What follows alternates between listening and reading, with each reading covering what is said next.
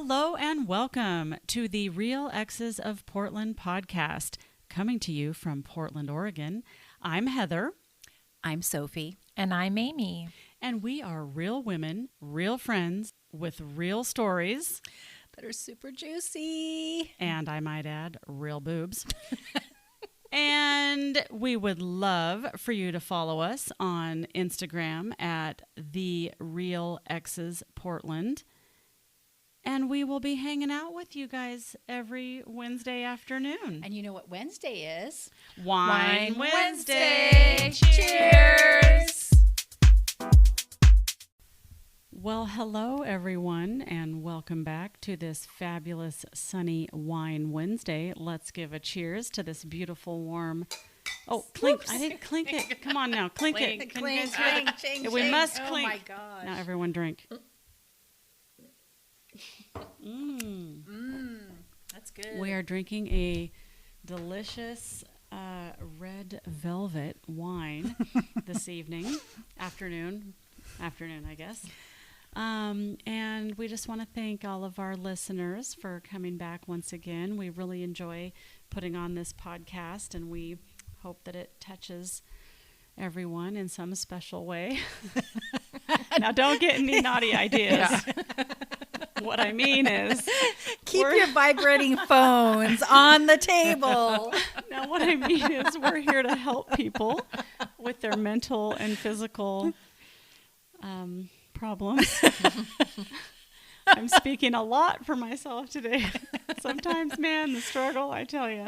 It's real. But it's totally real. But we're plugging along and everything's going great. We are getting close to 500 followers on our Instagram page, and we can't wait to celebrate that. And if anyone feels like they'd like to help out and spread the word, we certainly appreciate that. So with that, we are going to let Sofie take it away today. I can't believe it's been like, I don't know. I'm going to talk about my update on my dyslexia little. It's been a couple months, It's- if not more, right? It's been a couple of months. Yeah, it's been a couple of months. And I think when I was talking last, I talked about how I was getting diagnosed and doing all those testing and those tests.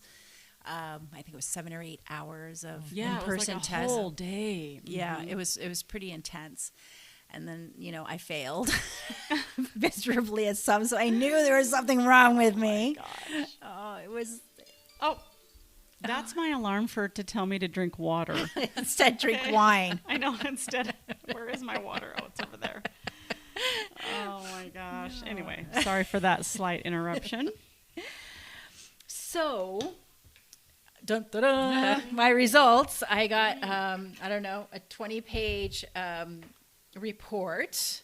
Interesting. Super Useful. interesting. Yeah. Yes, talks Helpful. about all, he put in tons of information about my history and, my He being who?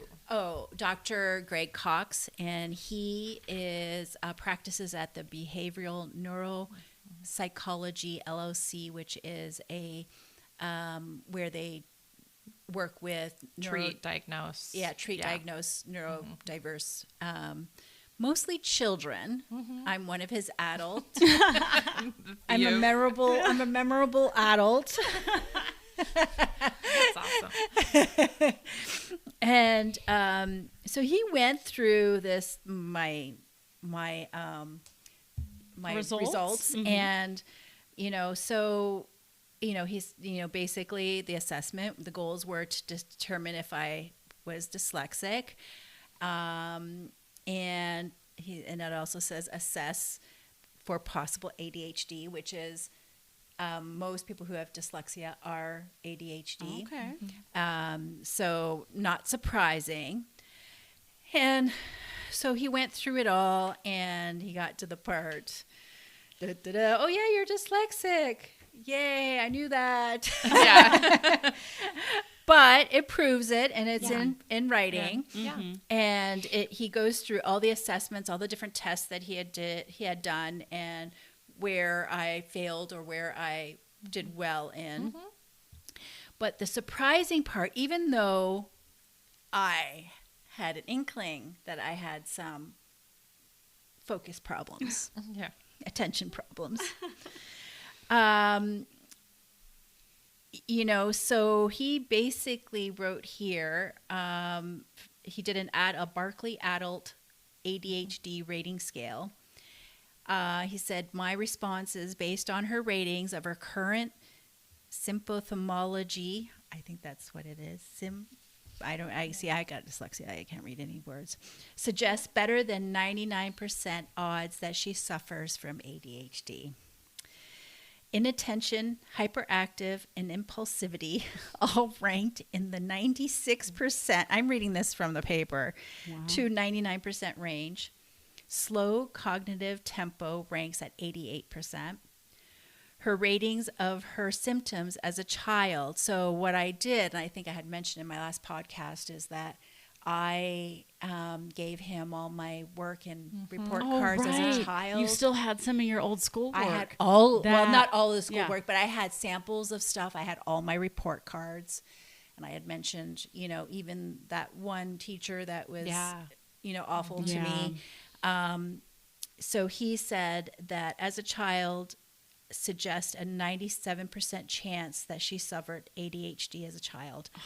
For her childhood ratings, inattention, and hyperactive impulsivity, rated at 96 and 95 respectively. Wow. Respectively. Mm-hmm. So basically, I have been suffering from ADHD for your whole life. My whole life. Mm-hmm. Mm-hmm. And it explains a lot of things. Explains my the remarks teachers would make that says Sophia needs to recheck her work. She needs to stop speeding through her tests. Mm-hmm. And I was a very sensitive child. I would cry a lot in the playground. I would cry a lot in class. So did you feel different than most kids your age in your classroom? Did you feel any different than how you saw them interacting, how you saw them test taking or anything like that? I didn't. I don't think I really did. I think I didn't think I was as smart as everybody else. Sure. I don't think I thought I had, that everybody else did really well. And, and people who read, the people that were chosen to do, in high school, and they were being chosen to do speech writing and all that sort of stuff, I thought I would do great at, because I'm a good communicator, which I am, is one of my superpowers. Mm-hmm. But when I would read my own work, maybe not so much. Between the dyslexia and the ADHD, I'm like, what the fuck did I just say there? I don't know. Knew what I was putting down there.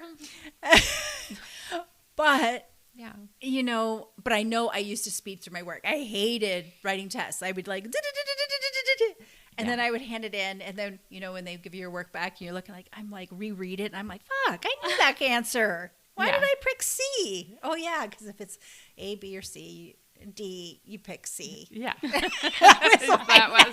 then I would look for patterns on A, B, C, D, D, D. Oh, I got to put a C for this next one. Yeah.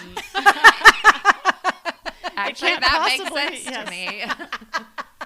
You're not the only one who did that. The hell's wrong with me? I don't but I would miss words. I know what I did. It's crazy. But I have to tell you that after the diagnosis, I was upset. Sure.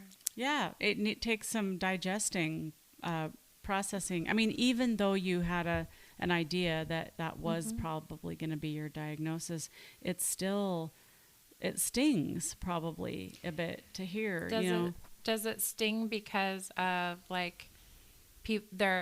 maybe you didn't get the help that you would have wanted to get help? Somebody should have seen it, or does it sting because of your own self, whatever that is, I think frustration? It's both, because there's two ways to look at it, and I have talked to several people in my life about it. And since I got the diagnosis, and some people were saying like, if you were diagnosed back then, I mean, this is 70s and 80s, maybe they would have held you back. Maybe they would have put you in a special reading group, and you would have never gone and be who you are now.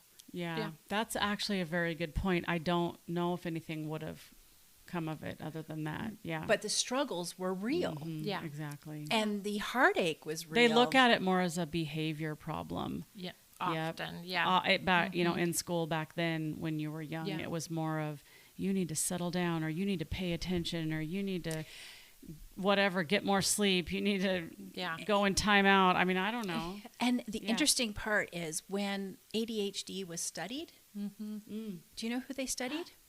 Boys. That's a good point. Yeah. I Only heard that. Boys. Yeah, there's actually a ton of research that's been coming out the last like 3 to 5 years that says that there are loads of women who've had ADHD, but it looked different back in the day because they weren't hyperactive. They could be, but they overall weren't. They were shy, they were sensitive, maybe they were more independent and verbal, but again, those were like more strong-willed girls. And so there's like this misdiagnosis between the really independent child who's trying to bloom and then the shy girl in the corner who's not being hyper, but still can't focus and concentrate. And but I was still being hyper, but in other ways. When I would do a test, I would like hyper go through it. And because of my dyslexia and everything else that was going on, I was not getting the marks. And it was their obvious mistakes. And they call us, they've called these women that were in their, before the 80s, these lost not lost souls, but we were just that's what I was thinking of too. But we were lost generation. Like we were lost in this whole academic arena. Yeah. And we were not seen. We were not representative. We were not heard. We were not in any way recognized for our strengths, just our weaknesses. Yeah. Definitely called out for like the things that we weren't strong at, but weren't looked at being like, oh my gosh, Sofie can do this. Sofie, has all these amazing ideas. They didn't really see it that way. No, they didn't. They just saw what the test results, because that's what you get marked on. You might get, 20 or 30% of your mark is participation, and I would do all right with participation, but that doesn't make up like 30%. That doesn't make up, it's a big difference between getting an A and a C is that huge. 30%. So, I mean, it's not going to make or break us. So I have been mourning. It's like a mourning or grieving. The sense of that I have a part of my identity was lost. I was not... I'm 52 years old, and I just found out I have ADHD. I would have never guessed it, but now it makes much more sense. Because I would feel bad constantly for not doing things the way other people do. Sure. I mean, cooking is my favorite example because I love to cook. I cook. I call myself a passionate cook because I'm like... A little of this, a little of that. You're throwing utensils in the air. All the cupboards are open. All the cupboards are open. All the ingredients I had out, they're still on the counter when I'm done. Splashing everywhere. I just call myself a passionate cook. I love it. I love that, actually. That's a good way. But I make a fucking mess. I'm a fucking disaster. No. But that's how I felt. I know. Right. That's because everyone's like, you're right. My ex-husband would be like, you just clean as you cook. And I'm like, what are you talking about? Well, because you know what it was? It's because I couldn't, if I started cleaning, I couldn't cook. Yeah. Right. Yeah, focus. Exactly. You would lose the focus or the concentration piece of I mean, I had 3 or 4 pots on the stove at the same time. Water's boiling, sauce is going here, vegetables are getting full. Oh, microwave, oven, timers are going everywhere. Like, That's how I cook. Yeah. It totally. kinda I could get it all done. And you could do it. And Yeah. I could do it. And everything comes, everyone's like, how do you get that all done at one time? And you looked at my fucking mess. Yeah. Have you seen my kitchen? And I promise you, if you were to stay till the next morning, you'll see the same fucking mess because I won't be cleaning it up tonight. Yeah. No, Because then you have to drink wine after. Because I am drinking wine. Yeah. It kind of sounds like it should be a TV cooking show, if you ask me. I would love to do That's cool. a cooking show. Mhm. The passionate cook. Yeah. Yep. Love it. ADHDer. Yeah. The ADHD Cook. Let me show you how it's done. Yeah, exactly. This is the real view, not the fake view that you see on TV or social media. This is like the real how you get it done with ADHD, dyslexia, whatever, any of that. Well, and then when I neurodivergent read stuff. recipes, so the other thing is when I read recipes, I'm reading it, and you know how people like, and you like, I know I have friends that, a half a teaspoon of salt, and they would take the measurements and half a teaspoon. I'm like, shoop. Right. Yeah, just, oh, this Magic. is about right. Put it into the pot. Why do I need to open up caps and dip things in? I just go and Yeah. shake it out. Yeah. Just eyeball That it. looks like a quarter teaspoon or whatever. It's Totally. a dash or Turns a dip out to be or, a tablespoon, but no, just kidding. But I mean, that's just the way I am. But I skip. I sometimes skip things. Yeah. And then I read back and I'm like, shit, I totally Whoops. forgot to put that in. That's why it's so watery. But that's just, I mean, that's only my cooking experience. Right. That doesn't Yeah. even get into the rest of my life, which is a fucking hot mess. Oh my gosh. But so, yeah, there was just mourning. I cried a lot that first week. Yeah. And just trying to make Yeah. peace with it. Right. Sure. And then also understanding it. The few things that I've learned with ADHD, there is an auditory Yep. portion of it, which basically loud noises irritate me. It actually, to me, becomes more of a full body type of reaction. I don't do well with people screaming at me. I don't do well with dogs barking. Bruno. Our beloved Bruno. I know, he's just a slug. Oh, man. Look at him. We should take a picture of him.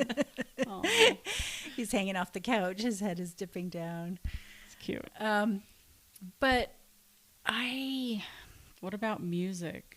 Are you okay music with is music? okay. I Yeah. like music, but I don't like it loud. My ex-husband Right. used to like it loud. I couldn't stand it. The TV loud, I don't like it. What about when people, this is a big one for me, but what about people who are like chewing? Oh, yes. My That dad does that. drives me Yeah. And Yeah. whether it's your mouth is Yep. closed and really loud Okay. or your mouth is open and really loud. Oh, that sends me from negative to a high positive in 1 second. There's no room. My son does that too. I go, you're chewing like no, Mike. I'll tell Brian, I'll just like Brian and I will be sitting together on the couch and he'll be eating something. And I've gotten to the point where the people I really care about, I can just patiently get up and go away. But he'll later on that night, he'll be like, so was I chewing really loud? I was like, yeah, I couldn't take it. I just really wanted to punch something. But I got up. Yeah. So, I mean, so those things have been happening. And, also learning more about my executive brain or my working brain. Yep. So basically, when I learn things or try to absorb things, the easiest example I could give is at work, I would, work with people with, foreign names and so forth, a lot of names Sure. that I don't Yeah. know. And they would say, oh, my name is Prakash or something. And I would be like, how do you spell that? And they would go P-A, blah, blah, blah, blah. And I'm like, P. Yeah, exactly. I just heard the P and all of that. That's it. I'm just going to call you P. I'm just going to call you P. And I'm like, how do you do that again? Well, so this brings me to, like, did the doctor give you tips on how to manage that kind of stuff? Because as you're sitting here naming off all this stuff, I'm going, okay, check. I have that problem, check. Okay, oh my God, the chewing thing, slurping drives me insane. Loud noises, I notice everything, and I'm like, turn that down, turn that off, turn that, like, yeah. So managing, are you getting coping skills then? Or am I jumping the gun here? You're not ready maybe to talk about that yet. Yeah. He hasn't really gone into coping. I'm just trying to understand the basics of why I act the way I do, or I react to a certain extent. I think that there's different ways to ground yourself, which I still need to learn. There's different ways. You know, I do know that if I handwrite, I can't take notes on a computer and listen at the same time. I'm like taking notes on the computer, and I freaking can't do anything, and I can't listen. So when people do that, when I'm, in a meeting, I can't do that. I have to handwrite my notes. I use short form. I can literally recall everything. I can recall that meeting. If I don't take notes and I'm doing something else, I'm not listening. Yeah. So I can't do multiple things at one time, even though I think in my LinkedIn it says I'm a multitasker, but I don't know. But you could probably be a multitasker in the things that you're good in, right? Versus like the things that are hard, you just can't. Well, it's very different being on phone calls instead of being in meetings, like face-to-face meetings.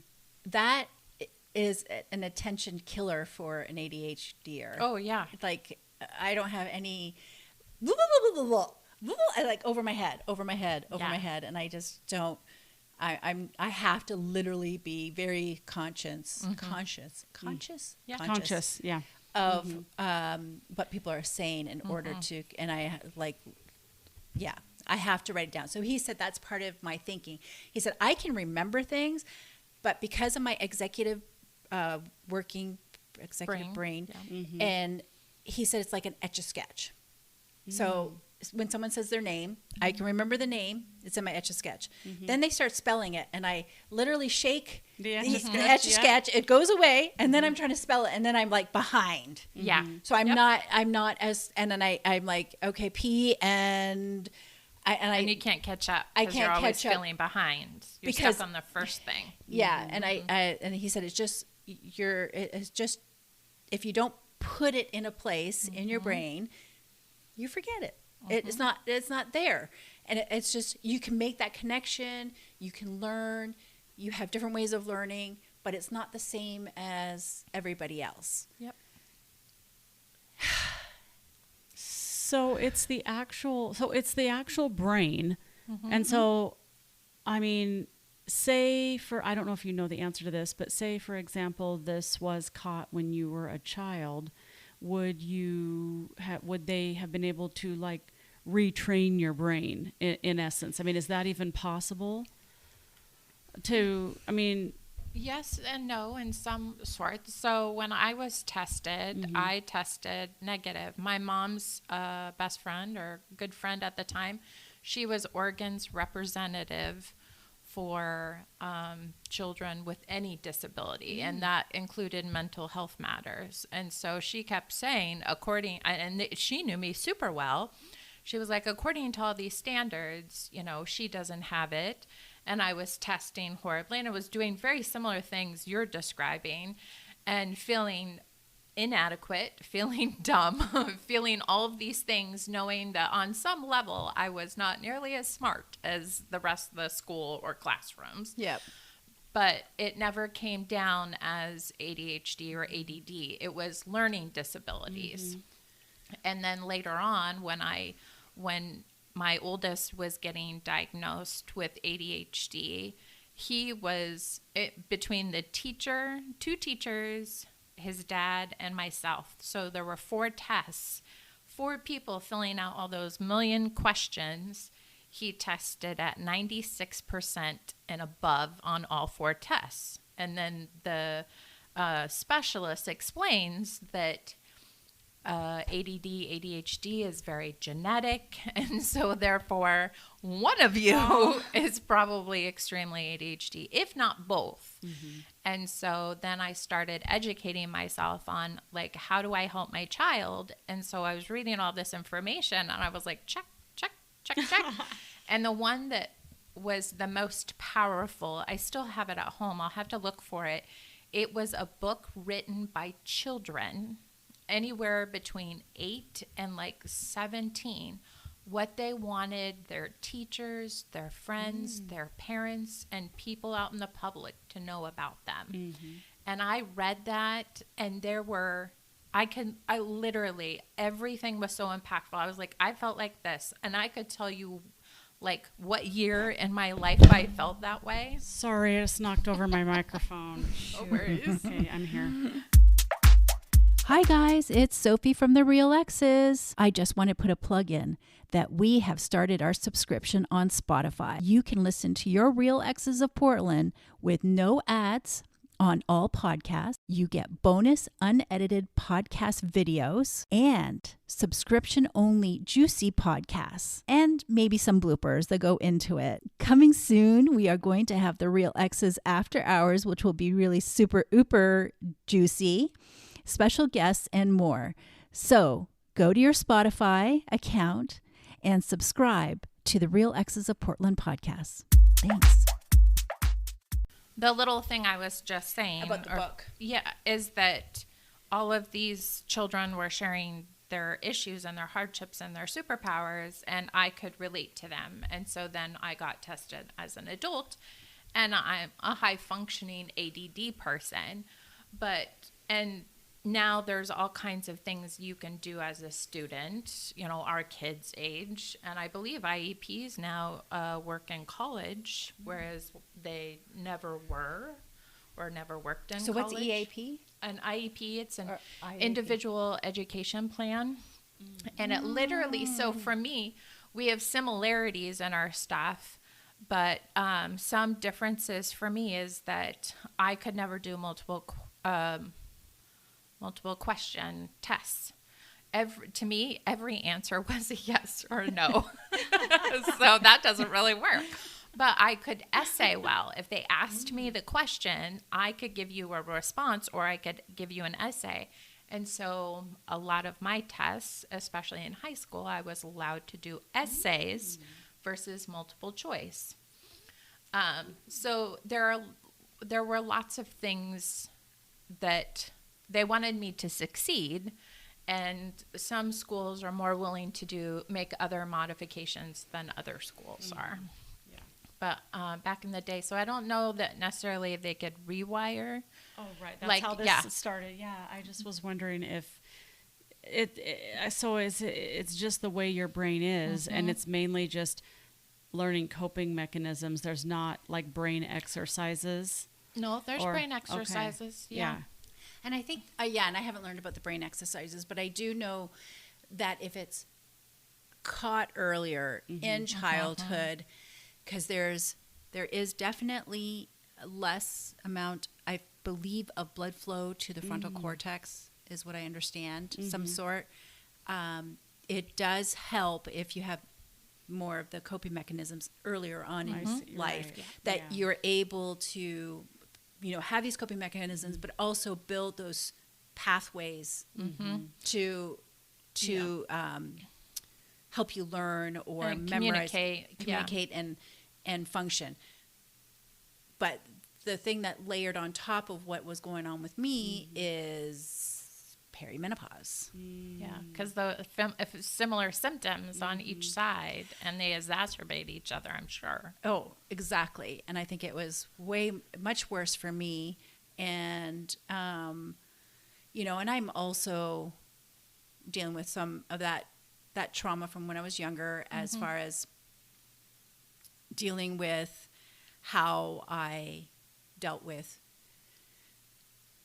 pain, how I dealt with sorrow, how I dealt with being put down.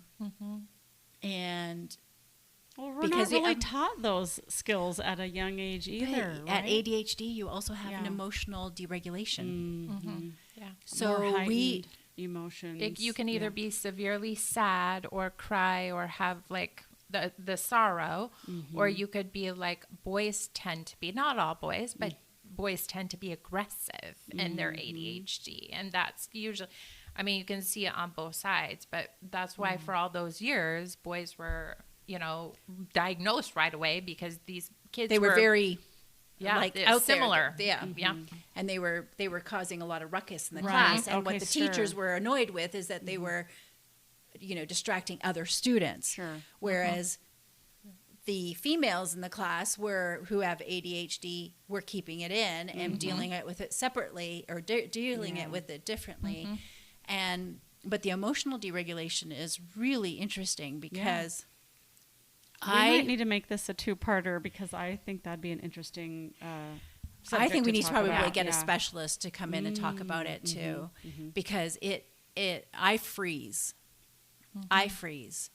I get this lump in my throat, and my therapist is trying to help me recognize where that lump is coming from.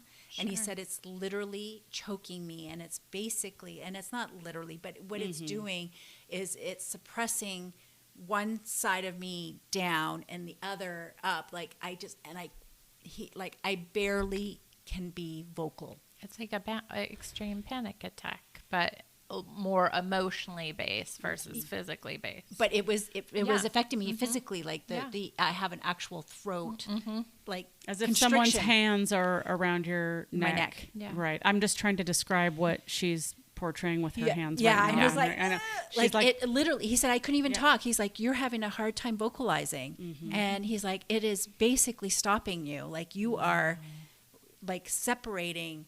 You're trying to protect you're trying to protect a portion of yourself, but you're also, you know, freezing. And I don't know. It's still kind of.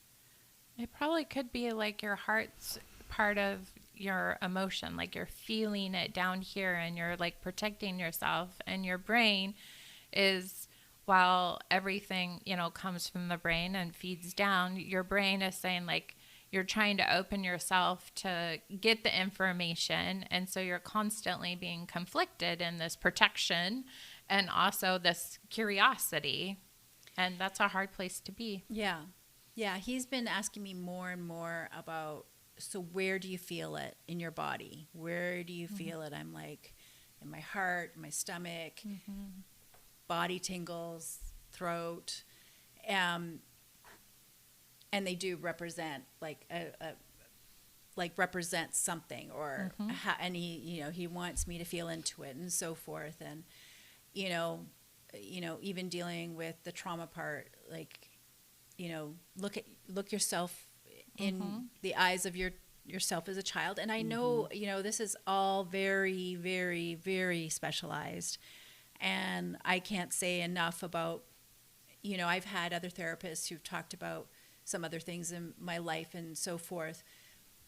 But what he's trying to do is like going back and healing part of me that was from a child. He probably can't help you accommodate and help you absorb these new things until you heal the old things. Because there's always going to be this gap in your heart and the gap in your brain. And he sounds like he actually is willing, and he's willing to do the work with you, and he's willing to push you to do the work, which oftentimes, in my experience, therapists and counselors don't do. And so the fact that he's trying to get you to heal, you know, as much of your past stuff so he can help encourage the future stuff, I think is amazing. Well, and it's interesting because he deals with mostly children. I think, because he even said when he was looking through my stuff as a child, and he saw pictures of me, because I would basically tape all my pictures of my, you know, my school pictures in each grade on my little folder thing. And he's like, you see that little girl, like, you know, what do you say to her? And, yeah, it's really interesting, and I'm having a little bit more vivid dreams recently, and it's a little bit, it's hard. It's but you know what? It will be all worth it, because I think I need to go through this and actually heal this part of me, because there's so much more that I can offer the world with my dyslexia and my neurodiversity that I have these superpowers, and I need to be able to embrace it. And you know, and ironically, I have embraced it. I just haven't embraced the lacking part of it. What I lack in, like the English language. Oh, jeez. But that's, I mean, even those lacks, I mean, that could be anywhere from like the ADHD piece, and it could be the perimenopause stuff. I mean, it really is very similar. Yeah. And we are that lost generation that kind of got missed and misdiagnosed or not diagnosed, and just, I don't know. I'm getting through it, and I'm accepting it. I did see my GP, my general practitioner, and gave her the report. And she's like, "That's the biggest report I've ever seen." About, you know, it goes through my history. It goes through every single test. It's very thorough. And he goes through it all. And so she was impressed with his report. And so, you know, we talked about the different types of medication. So I am on Stratus. I can't remember what it's called. I can't remember either. It's the non-controlled substance. So it's the non, what do they call it? Habit forming, or no, it's you can get no, addicted. it's mind altering. What's it called? Hallucinogenic. No, She wishes. No. no, I can't remember. Oh, shoot. Mine's Okay. not the. There's I should have. It's the non one. Yeah, it's a non-one. I can pull up my thing, but Yeah. anyways, so I'm on this particular one because I'm on other things like my anxiety, which is could very well be driven through everything I've been going through with ADHD Absolutely. and dyslexia. You know, the anxiety is heavy for me, so.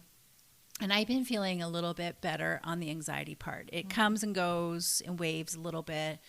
I'm hoping that one day that, anyways, with this other medication that and some coping mechanisms, that I'll be able to eventually get off that stuff.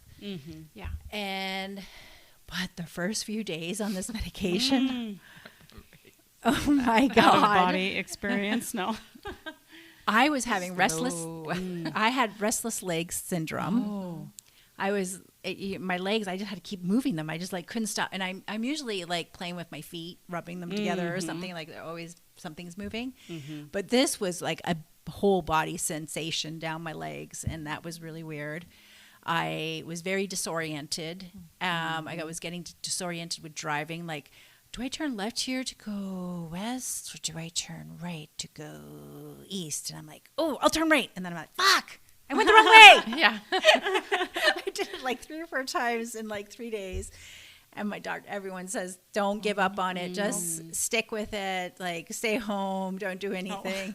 So after the 3rd day, then I started feeling better. And I actually have you noticed my kitchen is a little bit cleaner? I have noticed. Yeah. Yes, I was going to compliment you on this. And you, oftentimes, the last few times, you were sitting on the couch, whereas before you tried medication, you were doing things. You were staying super active and like cleaning or doing stuff. Trying and to now clean. it's, whatever it was. Now you've sat on the couch like 2 or 3 times. I'm like, what? No way. Well, and I think, so I think it's helping me on that part. So I'm going to try it for another couple of weeks and see how it does. The one thing I'm a little bit worried about is that it's because I like to be funny, and I don't know if I'm that funny anymore, but Oh no. You're I laughing. feel like you're pretty funny. I don't know. Life. Part of me doesn't Sophie's think like, I'll pick funny over all of it. I would be funny all the time. Yep. I gotta be the life of the party. Right? You'll always be the life of the party. Don't worry about that. Medication or not. We'll just add more medication. No. I know. Oh boy. We'll see as I go through it. Yeah. Right. But- yeah, you're still just barely beginning your healing or coping of this. Yeah. It's a big. It's very new. I will say I'll encourage one thing that's been big for me and is big for kids, all the therapy that my 2 children have been through for ADHD and anxiety and some OCD type things, is that routines. When your brain, and now that I've had a brain injury and I've learned kind of like how the brain accommodates. Sorry. It's got cherry Heather had a seed hanging out of her mouth. We're eating some delicious Rainier cherries, and the seed wouldn't come out of my mouth, and so it was hanging there. It's kind of funny. Okay. So, is that when your brain is relearning all of these things, or it's been traumatized, in order for your brain to remember these things is routine. So you do the same thing, and it might seem like, it might make you feel dumb, and it might make you feel inadequate, and then a lot of times you're like, why in the world do I have to do this? But when your brain is all over the place and your brain is learning new things, not just the fact that it has ADHD and dyslexia, but it's learning life as it moves forward, those routines you can constantly count on. And so it's something that you can fall back on. It's something that will help make you feel successful. When you look back, oftentimes you're like, what did I do the last few weeks or the last several months or the last several years? When you have a routine and your brain knows that and it's lived through that, you can be like, oh my gosh, I have been really productive the last 2 weeks. I don't know what I did the weeks before that, but it's something you can fall back on. And I wasn't as stringent, I would say. When my kids were younger, they could have benefited from even a tighter routine. I have parent friends who have children with ADHD, and they were really stringent, and I was not. And those kids, as young adults are more successful or can handle life's heartache and hard issues a little bit better than what I've experienced in raising my kids. So that's the one thing I would encourage. And I mean, your routine is whatever you want to make it. Yeah. That could be helpful. Yeah. I got to figure that out. I think I am realizing that I am completing tasks. Yeah. You said the last few weeks you've been doing a lot more tasks. Things that I avoid because I freeze. I avoid. I procrastinate. But that is not, what did Mel Robbins say? It's not The avoidance. the avoidance and procrastination. It's not it's not a character trait. It's a habit. It's a habit. And it's a coping mechanism for fear, mostly usually fear. So I am trying to face more of that. So that's been a little bit more. Am I getting a whole ton of things done? No, I don't think I'm completely productive yet. But that's okay. Little by little. I mean, But making some small changes. I'm Yeah. making And then it's some- not so overwhelming, too. And that's the other thing that you have Yeah. to give yourself grace. Right. If you do need a break, you take a break. I used to feel guilty about taking breaks. I remember you saying that. So Consistency. I mean, we hear it in the regular life. If regular people who don't struggle with ADD and any of the other hardships need consistency and making those little tiny steps, we certainly do. And they'll add up to something really cool, whatever that is for us. yeah. So I'm very hopeful Yeah. and happy I did it. And I'm learning a lot more about myself. And, And you're not alone. I'm not alone. Right. No. Right. I mean, whether somebody's got ADD or ADHD or perimenopause, I mean, even if you don't have the ADD, ADHD, there are a lot of similarities. So if you have perimenopause, sometimes you'll understand an ADDer or an ADHDer. Yeah. But Yeah. you're not alone. Yeah. So it's just, Yeah, I'm and figuring it out. We're going to be on this journey with you, Yeah. and you will continue telling us and our listeners, and I'm sure there's a lot of people listening that are like, oh my gosh, this makes sense now. I do that too. Or I do think as women, we need to talk about it a lot more in today's world, because there are obviously a lot of women who still have not gotten diagnosed that feel this way. And there's, young adults and children, we're all raising children, that might have similarities. So like if we start talking about it more and making it a norm, then it people will feel less alone. right. Less Dumb maybe, or whatever. Yeah. Yeah. And that's where the anxiety comes from, is the shame, the lack of, you think it's motivation, but it's something totally different. It's just you just can't deal with that particular thing or whatever at the moment. Doesn't make us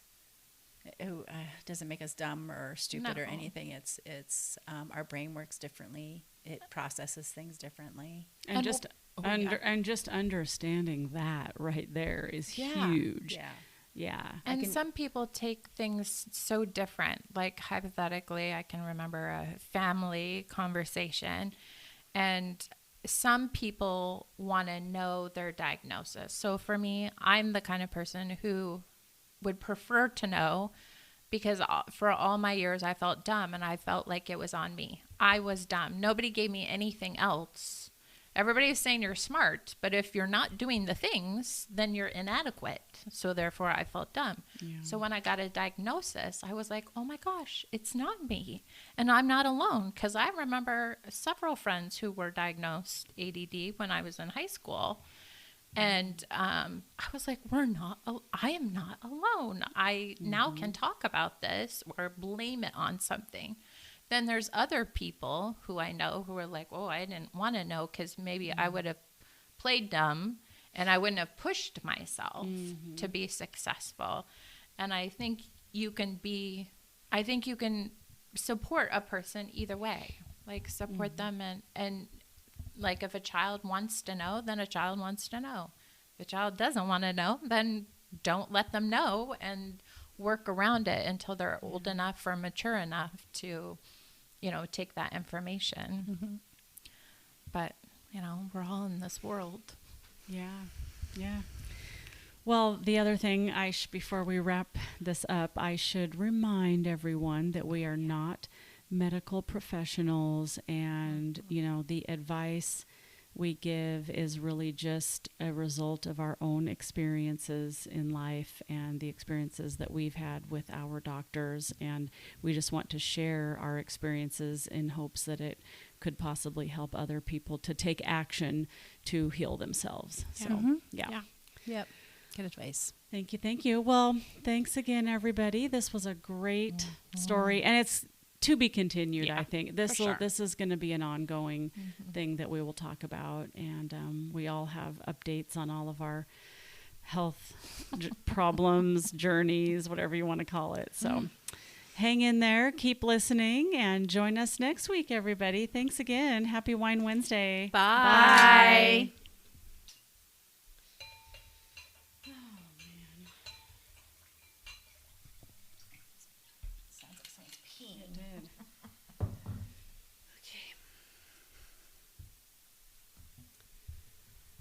Well, hello, everyone, and welcome back to this fabulous sunny Wine Wednesday. Let's give a cheers to this beautiful, warm...